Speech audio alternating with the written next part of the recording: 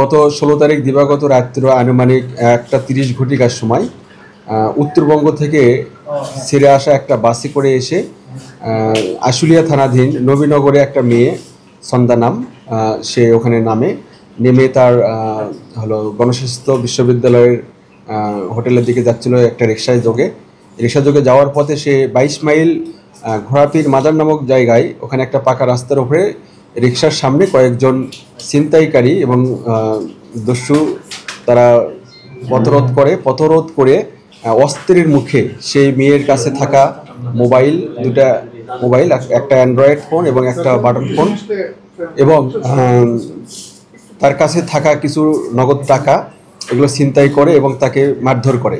এবং এর প্রেক্ষিতে আমাদের একটা টিম এই অজ্ঞাত লোক যারা ছিনতাইকারী এবং যারা এই ধরনের খুব কুকর্ম করেছে তাদেরকে ধরার জন্য একটা টিম কাজ করা শুরু করে দেয়।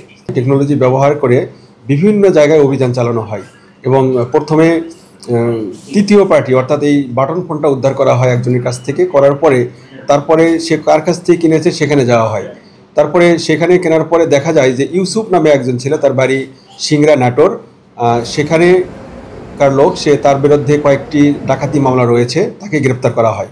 জিজ্ঞাসাবাদের এক পর্যায়ে সে স্বীকার করে যে এই ঘটনাটি সে এবং আরও দুইজন, মোট 4 জন ঘটিয়েছে এবং তাদের সবার বাড়ি সিংড়া নাটোর এবং তারা পেশাদার ডাকাত এবং তারা বিভিন্ন জায়গায় এরকম কাজ করে থাকে। এবং তার প্রেক্ষিতে আমরা মিন্টু নামে আরেকজনকে গ্রেপ্তার করি। মিন্টু এই পেশাদার ডাকাত, তার বিরুদ্ধে 8টি ডাকাতি মামলা রয়েছে।